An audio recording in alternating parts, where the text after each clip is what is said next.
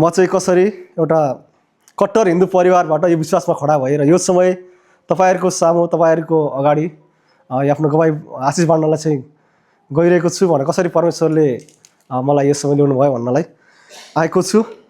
आशा गर्दछु यो मैले बाँडेको आशिषहरुद्वारा गवाईद्वारा पक्कै पनि तपाईहरुलाई केही न केही रूपमा आशिष हुनुहुनेछ भन्ने गर्छु।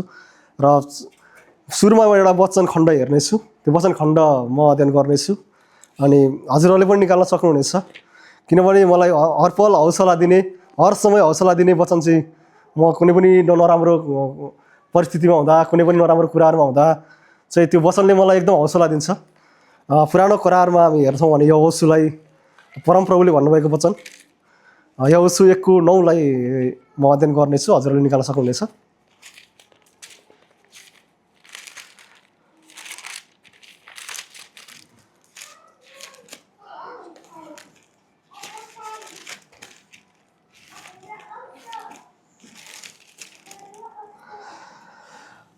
विश्वास गर्दछु सबैजनाले निकाल्नु भयो होला। म यहाँ पाठ गर्नेछु हामी सबैको लागि।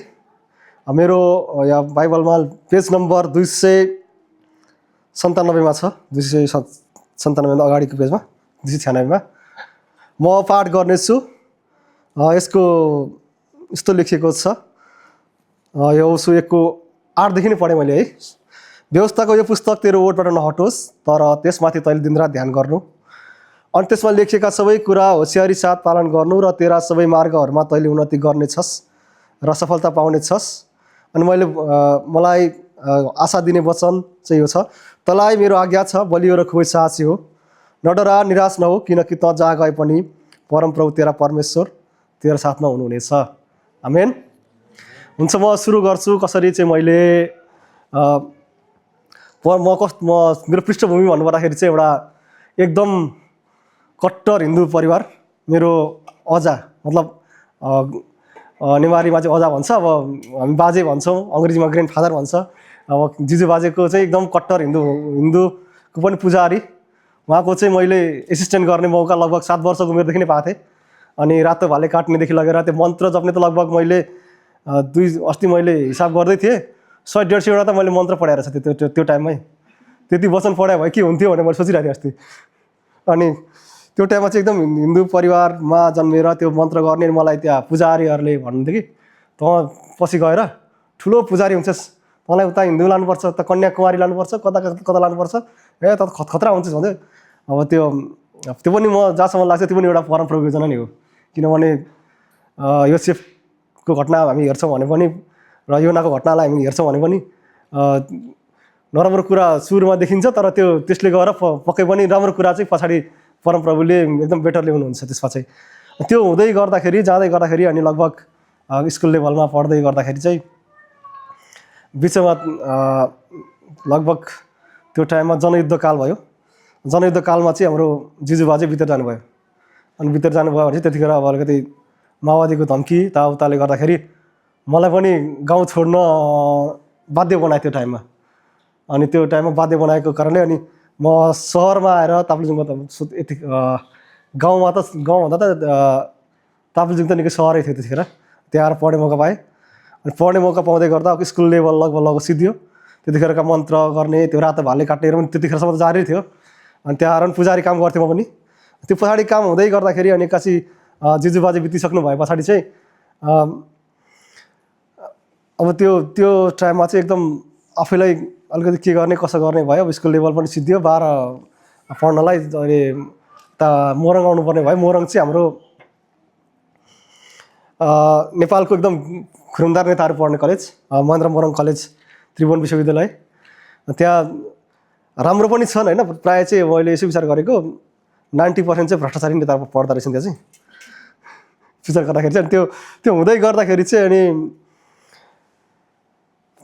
पछाडि आएर अनि बिचमा आएर अब पढाइ पनि सिद्धियो। पढाइ सिद्धिसके पछाडि अब कामको कुरामा सबै कुरामा बिस्तारै अब त्यो धामी झाँक्रीको काम पनि अब असर गर्न थाल्यो। कति प्रार्थना गऱ्यो, कति भाक्कल त्यस्तो त कति कहिले उता डोरी बाँधेर हिँड्ने, कहिले पुरा कपडा लाएर हिँड्ने, त्यो कुराहरूबाट बिस्तारै टाढा हुँदै गए पछाडि अब त्यही टाइममा चाहिँ मलाई एकजना सुसमाचार सुनाउने हुनुहुँदो रहेछ। अहिले यसो बाइबल अध्ययन गर्दै जाँदाखेरि चाहिँ त्यो व्यक्ति चाहिँ सुसमाचार प्रचार गर्ने मान्छेहरू छ। सुसमाचार प्रचार गर्ने मान्छे आएर मलाई पर्चा दिन्थ्यो। त्यो पर्चा दिएको पढे जस्तो गरेर फालिदिन्थ्यो। उसलाई यस्तो यतिसम्म तङ गर्थ्यो कि उसले प्रार्थना गर लु, प्रार्थनामा शक्ति छ भन्थ्यो उसले। अनि प्रार्थनामा शक्ति छ भनेपछि ल प्रार्थना गर्छ भने यो पानीले तैँले बियर बनाएर देखा, जुस बनाएर देखा नि त भन्थ्यो त्यसलाई। अनि त्यो सक्दैन थियो, बिचरा जान्थ्यो। अनि कतिपल्ट आयो त्यसो गर्दाखेरि हरेक कुराहरूमा असफलता मात्रै मैले भोग्दै गएँ। र असफलता भोग्दै जाँदाखेरि चाहिँ अनि पछाडि हाम्रो दिदी पनि त्यही अब जुन अहिले नर्वेमा हुनुहुन्छ सुषमा दिदी, उहाँले चाहिँ मलाई एउटा सानो बाइबल दिनुभएको थियो। अनि मैले कति दिनसम्म कन्सल्टेट गरेँ, बाइबल पढ न त, बाइबल पढ भन्थ्यो। बाइबलमा के छ र त्यस्तो भन्दै यसो हुनुहुन्छ। मैले खोज्थेँ कहाँ यसो हुनुहुन्छ भनेर, पढ्न हेर्थेँ तर यसो चाहिँ भेटिदिन्थेँ कि। अनि पुरा बाइबल पढिसक्दा पनि नभेटेँ पछाडि। अनि पछाडि दिदीले त्यो अब त पार लाग्दैनस्, यसो एउटा काम गर त, यूहन्नाको पुस्तक पढ। अनि यूहन्नाको पुस्तक पढिसकेपछि तँलाई केही पार लागेन भने चाहिँ अनि तँ चुप लाएर बस, त्यही धामी झाँक्री नै गर भन्नुभयो दिदीले। अनि मलाई सबभन्दा पहिलोचोटि मन परेको वचन र म त्यो परमेश्वरमा विश्वासमा आएको वचन पनि लगभग यूहन्नाको पुस्तकबाटै मैले पाएको छु। यूहन्ना 14:6 त्यहाँ चाहिँ हजुरले निकाल्न भन्दा पनि हजुरलाई कन्ठै होला। यूहन्ना 3:16 अनि यूहन्ना 14:6 त प्राय सबैजनालाई नै थाहा हुनुपर्ने हो, किनभने बाटो सत्य र जीवन म मात्र हुँ। किनभने परमेश्वरले एकमात्र पुत्र दिनुभयो भन्ने कुराहरू त्यहाँ थियो। त्यो कुराहरू पढ्दै जाँदाखेरि चाहिँ अनि बिस्तारै लगाव पर्न थाल्यो। त्यस पछाडि मलाई अनुभव भयो कि मैले चाहिँ साँचो परमेश्वरलाई विश्वास गरेको रहेन रहेछ। सृष्टि गरेको कुराहरूलाई चाहिँ अनि सृष्टिकर्तालाई चाहिँ नभइकन सृष्टि गरेको कुराहरूलाई चाहिँ मैले मान्दो रहेछ। म त गलत रहेछु भन्ने कुरा भयो। अब के गर्ने त, अब अगाडि पढ्न इच्छा लाग्यो छैन, तर अब बाइबल पढेर मात्रै हुँदैन रहेछ। अब के गर्ने भनेदेखिलाई अब के गर्ने अगाडि कसरी अगाडि बढ्ने, पैसा पनि कमाउनु पऱ्यो, लाइफ पनि सेटल हुनु पऱ्यो। एक्लै छ अब सबै। फेरि नेपाली समाजमा के हुन्छ भने अलिकति पैसा कमाउन छाडेपछि आमाले पनि छोरा नगर्ने, दिदीभाइले भाइ नगर्ने, अनि को फोन पनि नगर्ने। अलिकति फोन गऱ्यो भने ल पैसा माग्नलाई फोन गऱ्यो भने फोन काटिदिने। अनि उनीहरूको काम पर्दा चाहिँ फोन गर्ने, भाइ यसो गर्दैन अथवा बाबु यसो गर्दै त भने फेरि अरू बेला छैन। अनि के गर्ने त भन्दै खाँदाखेरि त्यही टाइममा चाहिँ हाम्रो आदरणीय भद्र गुरुबा चिन्नुहुन्छ होला सायद धेरैजनाले। उहाँ भद्र गुरुबादेखि हाम्रो दिदी सुषमा दिदी अनि आदरणीय हाम्रो पास्टर मेरो त भेना पर्नुहुन्छ। उहाँले चाहिँ नि ल अब तिमी चाहिँ केही पार लाग्दैनौ, एकचोटि थियोलोजी गर्न जाऊ, एकचोटि बाइबल पढ्न जाऊ भने त्यतिखेर मलाई यस्तो रिस उठ्यो। बाइबल पढेर के हुन्छ, मान्छे पैसा कमाउन सकेको छैन, लाइफ सेटल गर्न सकेको छैन, एउटा बिहे गर्न सकेको छैन, के बाइबल पढेर मान्छेले त्यत्रो मास्टर डिग्री गर्ने मान्छे त विदेश जान परिरहेछ, यो एउटा मलाई बाइबल पढेर के हुन्छ भने मेरो त्यति जबसम्म म थियोलोजिकल कलेज चाहिँ जाँदाखेरि चाहिँ मेरो सोच के थियो भने 1-2 महिना पढ्ने, त्यहाँदेखि टाप दुबई हुन्छ कि कतार हुन्छ कि मलेसिया हुन्छ कि जाने, पैसा कमाउने हो, मजाले पैसा कमाउने, बिहे पनि नगर्ने, आनन्दले बस्ने, घर परे पनि छैन, कोही पनि छैन, ढुक्कले बस्ने भन्ने सोच्थ्यो। तर जब म बाइबल कलेज छिर्दै गएँ त्यहाँबाट परमप्रभुले यस्तो काम गर्नुभयो जुन कुरा चाहिँ म धन्यवाद दिएर पनि थाक्न सक्दिनँ। किनभने मेरो लाइफ जब म प्रवेश गरेँ, जब मैले त्यहाँबाट गएर सानो कुराहरू अनि परमप्रभुले गर्नुभएको कुराहरू, परमप्रभु आफै क्रुसमा टाँगिनुभएको कुरा, अनि जब त्यो वचन पढ्दै गएँ अनि पढ्दै जाँदाखेरि चाहिँ प्रभुले कोर्रा खानुभएको थियो 39 कोर्रा। मैले सोचेँ 40 कोर्रा किन खानु भएन, 39 खानुपर्ने प्रभुले 40 किन खानु भएन। अनि त्यो बुझ्दाखेरि अनि म सोचेँ मैले 1 कोर्रा खाएको थिएँ भने त म त कहाँ हुन्थ्यो होला, म त सहिद भइसक्थ्यो होला अहिले त भन्ने सोचेँ। अनि त्यो कुरा गर्दा प्रार्थनामा दिनदिनै अनि अब गुरुबा आमाहरूले अब सबै कुरा सेटल गर्नुपर्छ, सबै नराम्रो कुराहरू चाहिँ यो हट्नुपर्छ, सबै समस्याको समाधान चाहिँ बाइबलमा छ भनेर उहाँले भन्नुभयो। त्यस गर्दै जाँदै त्यही समयमा चाहिँ अनि प्रभुले लगभग थियोलोजी बिटिएस जोइन गरेको थियो। बिटिएस जोइन गरेको 1 वर्षमा चाहिँ बिहेको कन्सेप्ट आएको थियो। दिदीले कुरा गर्दै हुनुहुन्थ्यो, यता कुरा गरिसक्नु भएछ देवदादा सबैसँग कुरा भइसकेको रहेछ।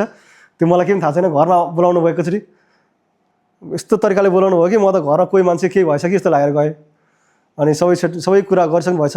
सबै योजना प्रभुले सबै कुरा चाहिँ समाधान सबै कुरा गर्न बिहे गर्ने कुरा भयो। तिमी बिहे गर्ने कि नगर्ने भन्नु लास्टमा। अनि म भने म त पैसा कमाउने बिहे गर्दिनँ भने म दिदीलाई। अनि पछाडि त्यस पछाडि चाहिँ होइन अब भेनाले भन्नुभयो प्रार्थना गर प्रभुले जुटाउनु भएको जोडी भयो कि भनेर प्रार्थना गरेको लगभग 2-3 दिन मात्रै एन्सर भए पनि प्रभुले दिइहाल्नु भयो। बिहे गर्नै पर्ने रहेछ, गर्नै पर्ने रहेछ, सबै कुरा चाहिँ अगाडि बढ्ने रहेछ। अब चाहिँ लाइफ के हुनु लाग्यो, प्रभुले के गर्न लाग्नु भयो भनेर त्यतिखेरबाट चाहिँ मेरो हल्का त्यतिखेर पनि धेरै विशेष लाग्दैन। प्रभुले बिहे गरिदिने के गर्न लाग्यो, घाँडो थपिदिनु लाग्यो जस्तो लाग्थ्यो मलाई त।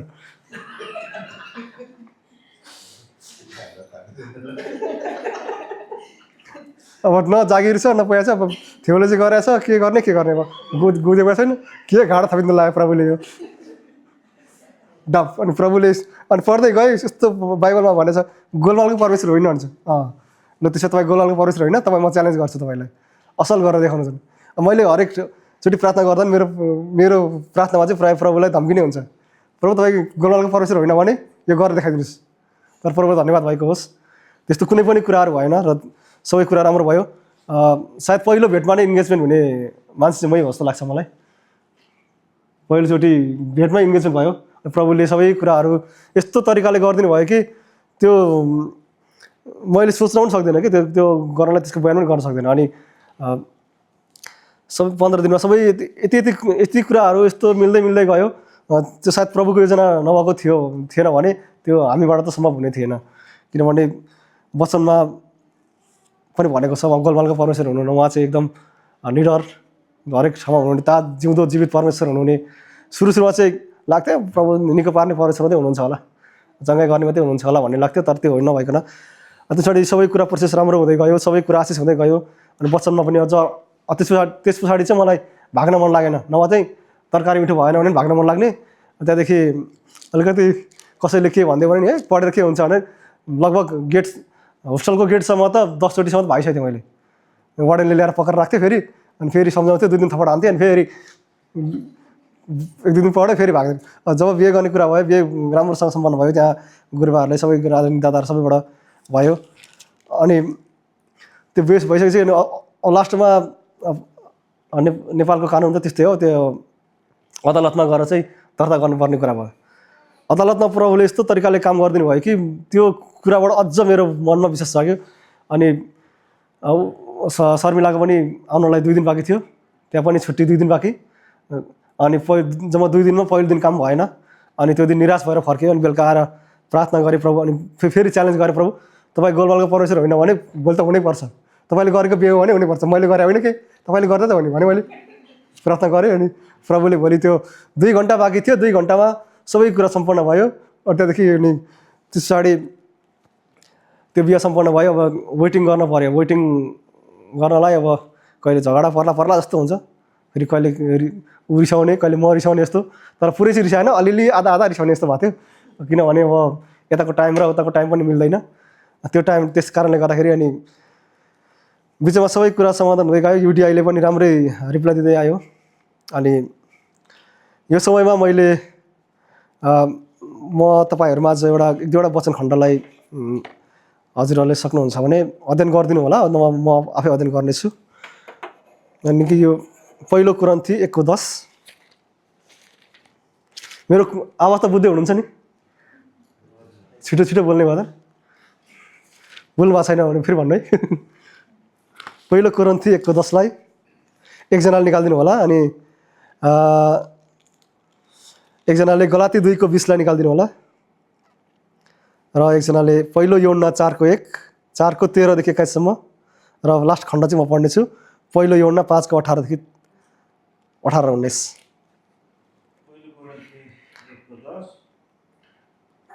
अब भाइला हाम्रा प्रभु येशू ख्रीष्टको नाउँमा म तिमीहरूलाई आग्रह गर्दछु कि तिमीहरू सबै एक अर्कासँग सहमत हौ र तिमीहरूको माझमा केही फुट नहोस्, तर तिमीहरू एकै मन र एकै विचारका हौ।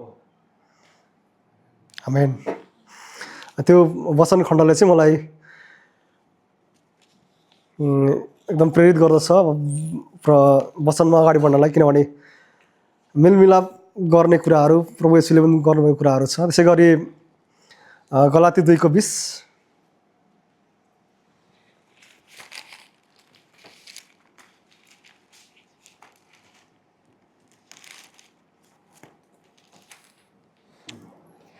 म ख्रिस्टसँग क्रुसमा टाँगिएको छु। अब उपरान्त जिउने म होइन, तर ख्रिस्ट ममा जिउनुहुन्छ। जुन जीवन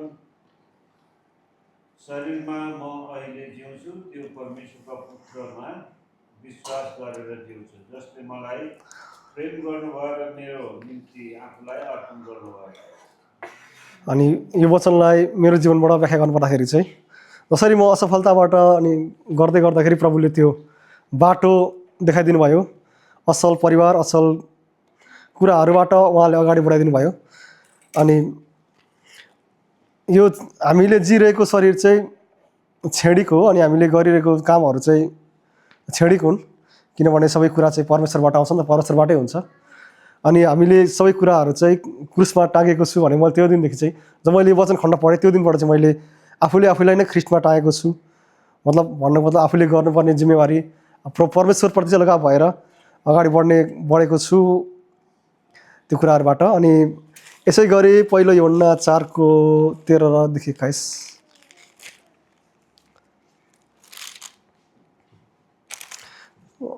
हुन्छ, म चाहिँ पढ्छु नि त।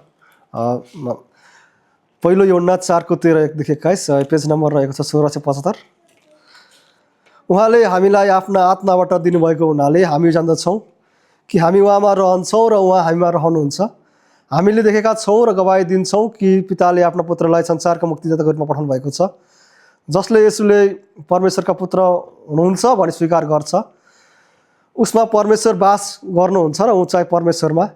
यसरी हामीप्रति भएको परमेश्वरको प्रेम हामी जान्दछौँ र विश्वास गर्दछौँ। परमेश्वर प्रेम हुनुहुन्छ र जो प्रेममा रहन्छ त्यो परमेश्वरमा रहन्छ र परमेश्वर उसमा रहनुहुन्छ। न्यायको दिनको निम्ति हाम्रो पूर्ण भरोसा साथ बस्न सकौँ भनेर प्रेम यसैमा हामीमा सिद्ध भएको हुन्छ, किनकि उहाँ जस्तो हुनुहुन्छ हामी पनि यस संसारमा त्यस्तै छौँ। प्रेममा डर हुँदैन, तर सिद्ध प्रेमले डरलाई हटाउँछ, किनकि डरको सम्बन्ध त दण्डसँग हुन्छ अनि जो डराउँछ प्रेममा त्यो सिद्ध भएको हुँदैन। हामी प्रेम गर्दछौँ किनभने पहिले उहाँले हामीलाई प्रेम गर्नुभयो। यदि कसैले म परमेश्वरलाई प्रेम गर्छु भन्छ तर आफ्नो भाइलाई घृणा गर्छ भने त्यो झुटो हो, किनकि आफूले देखेको आफ्नो भाइलाई नै प्रेम नगर्नेले नदेखेका परमेश्वरलाई प्रेम गर्न सक्दैन। हामी उहाँबाट यो आज्ञा पाएका छौँ कि जसले परमेश्वरलाई प्रेम गर्छ त्यसले आफ्नो भाइलाई पनि प्रेम गर्नुपर्छ। आमेन। हामी अहिले म यहाँ उपस्थित हुन पनि तपाईँहरूको माझमा यो आशिष बाँड्दै गर्दा उपस्थित हुन पनि परमेश्वरको प्रेमको कारण हो, किनभने हामीले परमेश्वरको प्रेमबाट हामी एकअर्कालाई प्रेम गरेका थिएनौँ भने सायद मलाई मण्डली परिवारले र दासब कसैले पनि यहाँ आउनलाई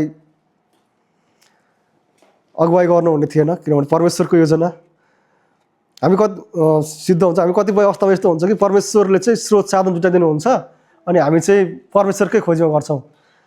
जस्तै धेरै घटनाहरू चाहिँ के हुन्छ भने परमेश्वरले गरिदिनुहुन्छ भनेर हामी परमेश्वर भर त पर्छौँ तर हाम्रो विश्वास चाहिँ हुँदैन।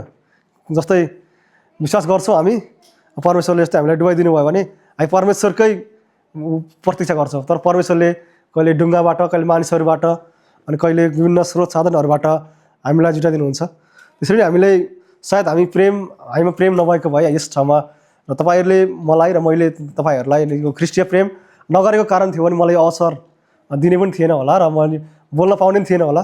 तर हामीमा ख्रिस्टीय प्रेम भएको कारणले गर्दाखेरि अनि ख्रिस्टीय प्रेम हामी एक आपसमा भएको कारणले गर्दाखेरि चाहिँ हामी यहाँ उपस्थित छौँ। मलाई अवसर दिनुभएको छ। यसको लागि मण्डली परिवारले दिनरात नभनिकन प्रार्थनामा सम्झिरहेको लागि म पनि धेरै हृदयबाट नै धेरै धन्यवाद दिन चाहन्छु। पर्सनली मलाई चिन्नु भएन होला, तर मण्डली परिवारको थ्रुबाट प्रार्थनाको द्वारा मलाई प्रार्थना गर्नुभयो, हौसला दिनुभयो र त्यत्रो लामो अवधिभरि पर्खिराख्नका लागि पनि म प्रार्थनाद्वारा नै सबै कुरा सम्भव भएको छ। अनि यसै गरी 5:18 पनि म पढ्न चाहन्छु 18 र 19 त्यसैको पहिलो योहन्ना 5 को 18 र 19 यस्तो लेखेको छ परमेश्वरबाट उत्पन्न भएको कसैले पनि पाप गरेर हुँदैन र तर परमेश्वरको पुत्रले त्यसलाई सुरक्षित राख्नुहुन्छ र दुष्टले त्यसलाई छोड्दैन। हामी जान्दछौँ हामी परमेश्वरका हौँ र यो सारा संसारमा त्यस दुष्टको अधीनमा परेको छ। 20 पनि पढ्न चाहे। हामी जान्दछौँ कि परमेश्वरका पुत्र आउनुभएको छ जो सत्य हुनुहुन्छ, उहाँलाई चिन्न सकौँ भनेर उहाँले हामीलाई समझ दिनुभएको छ। जो सत्य हुनुहुन्छ हामी उहाँमा छौँ अर्थात् उहाँका पुत्र यीशु ख्रीष्टमा, उहाँमा नै साँचो परमेश्वर अनन्त जीवन हुनुहुन्छ। आमेन।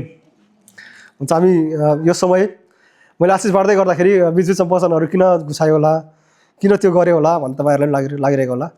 तर जुन यो वचनहरू पढ्दै गर्दाखेरि चाहिँ मलाई आफैमाथि पनि विश्वास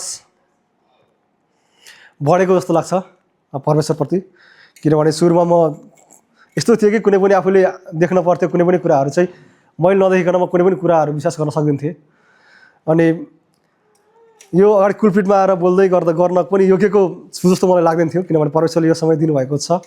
अनि तपाईँको माझमा हामी यसरी आशिष बाँड्दै गर्दाखेरि अनि अब फाइनल प्रोसेस चाहिँ कसरी भयो भन्ने कुरा तपाईँहरूले म आशिष बाँड्न चाहन्छु। फाइनलमा अब सबै कुरा युडिआईको पनि कामहरू सिद्धियो, सबै कुरा भयो। अनि समस्या के भइदियो भनेदेखिलाई पासपोर्टमा एक्सपायर भइदियो।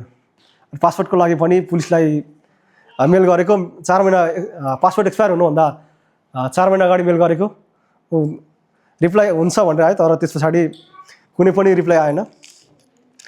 अनि त्यस पछाडि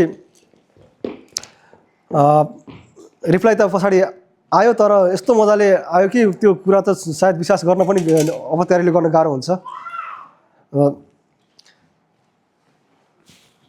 अनि त्यो केही कुराहरू म सेयर गर्न चाहन्छु हजुरहरूसँग।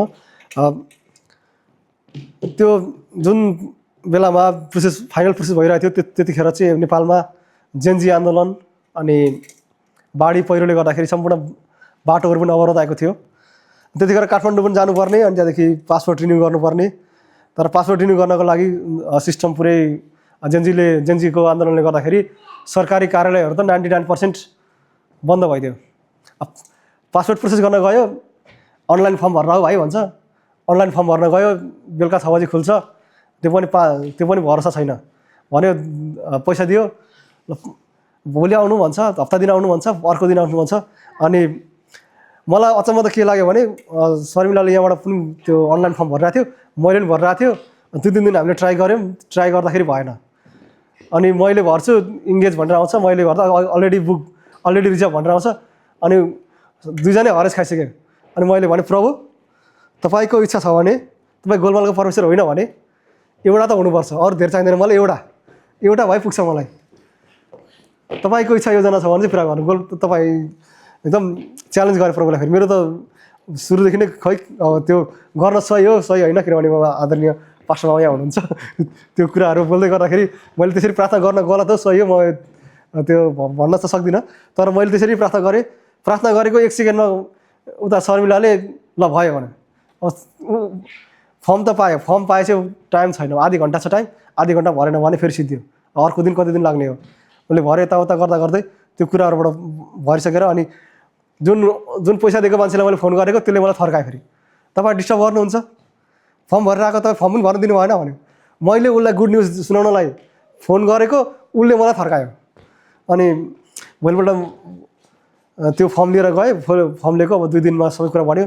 अनि त्यसपछि फेरि बाटोमा टिकटहरू पनि नपाउने समस्या, सबै कुरा समस्या। तर प्रभुले सबै कुरा चाहिँ सिस्टमेटिक तरिकाले गरिदिनु भयो, किनभने ट्याक्क पासपोर्ट पनि पाएँ, टिकट पनि पाइहालेँ त फेरि। किनभने त्योभन्दा अगाडि टिकट पनि थिएन भन्दै थियो। टिकट पाइसके पछाडि म घर फर्केर आएँ। अनि घर फर्केर आएको लगभग कति एक हप्ता पछाडि रिप्लाई आयो फेरि भिसाको लागि। त्यस टाइममा चाहिँ फेरि पासपोर्टलाई चाहिँ बिचमा फेरि उसलाई दिल्ली पठाउनु पर्ने भयो। दिल्ली पठाउनको लागि अब एपोइन्टमेन्ट लिनुपर्ने, सबै कुराहरू समस्या लिनुपर्ने गरेर अनि मेलमा पुरा मेल उता भिजम न्यू दिल्ली र उसले शर्मिलाले चाहिँ मेल गर्दो रहेछ। मलाई थाहा छैन, म चुप लाएर बसिरहेको मान्छे मलाई गाली गर्छ उता इन्डियाबाट। त्यो चाहिँ त्यो पनि प्रभुको योजना हो, किनभने उसले फोन गर्छ नेपाली बोल्छ। फेरि सुरुमा त के भन्छ, भाइ तिमी यो होइन तिम्रो काम छैन, मेल गरेछ भन्छ। म त भाइ म त जेन्जी होइन हो, म त आन्दोलन गएको छैन, किन मलाई फोन गरे भन्छु। होइन म विचार न्यू दिल्लीबाट बोलेको, तिमीलाई के समस्या पऱ्यो, मेसेज गरेछ मेल गरेछ भन्यो। अनि त्यसरी त्यो उसले अनि मैले सबै कुरा उसलाई भने यस्तो भयो, त्यो जेन्जी आन्दोलनले गर्दाखेरि अब तिहारको पनि छुट्टी बाँकी छ, 2 दिन पछाडि छुट्टी हुँदैछ, अब यसलाई चाहिँ फेरि प्रोसेसको लागि पठाउनु पर्ने छ भन्ने बित्तिकै उसले भने कि म न्यू दिल्लीबाट बोलेको, तिमीले म एउटा मेल गरिदिन्छु, त्यो लिएर गएपछि कुनै पनि तिमीलाई समस्या हुँदैन, अनि त्यो पेपर लिएर जाऊ, पासपोर्ट जरा भन्यो। उसले 2 मिनट भनेको थियो, 1 मिनट दियो त उसले मेल गरिदिइहाल्यो। अनि म पनि प्रभुलाई धन्यवाद भने, अनि गएँ, माथि मेल देखाएको, ऊ पनि छक्क पऱ्यो, यस्तो पनि हुन्छ र भनेर। अनि पासपोर्ट पुगिसकेको हप्ता दिन पछाडि फेरि युडिआईले भन्छ पासपोर्ट पठा भन्छ। उसलाई थाहै छैन रहेछ कि पासपोर्ट त। अनि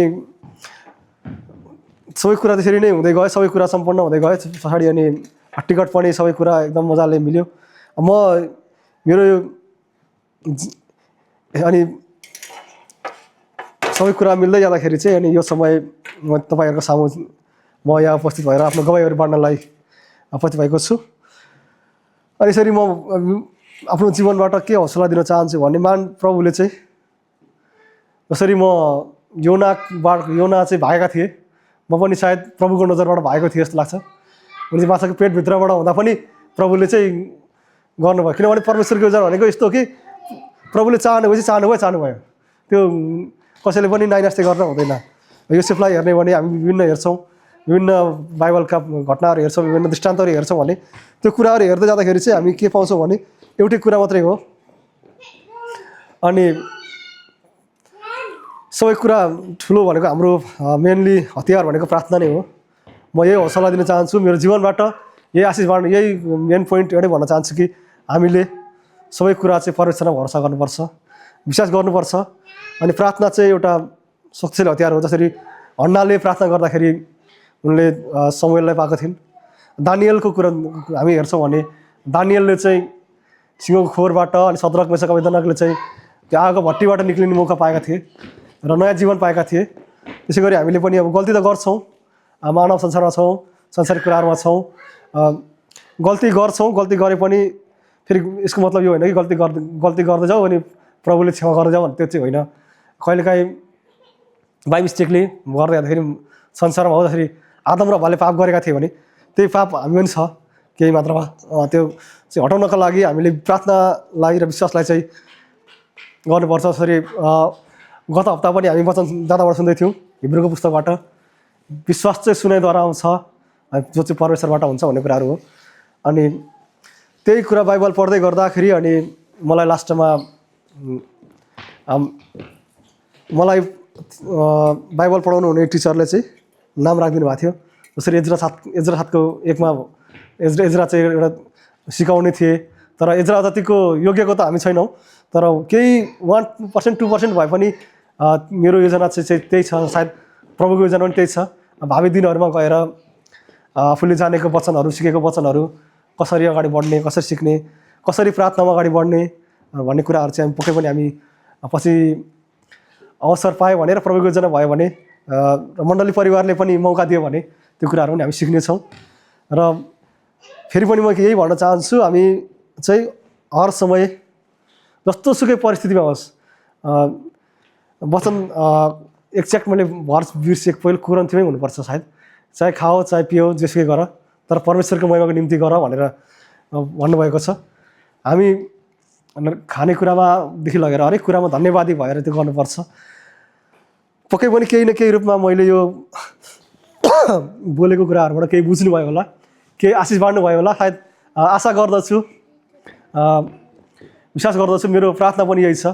अब म पनि यो मण्डली परिवारमा मलाई जुट्ने अनि जोडिने अवसर दिनुभएको छ प्रभुले अनि यहाँ मण्डली परिवारले। यो कुराले गर्दाखेरि मामाहरूलाई पनि यो गवाई आशिष सुन्दै गर्दाखेरि अलिकति हौसला आशिषहरू पाएर होला भन्ने विश्वास गर्दछु। र मेरो प्रार्थना यही छ, हामी सधैँ परमेश्वरमा एक रहेर हामी अगाडि बढ्नेछौँ। अनि अब आफूले जानेको सिक्नुपर्ने र सिकाउने कुराहरूमा हामी यसरी अगाडि बढ्नेछौँ। यो वचनको समय दिनुभएको लागि, आशिष बाँड्नको समय दिनुभएको लागि चाहिँ सर्वप्रथम परमेश्वरलाई धन्यवाद भएको होस्।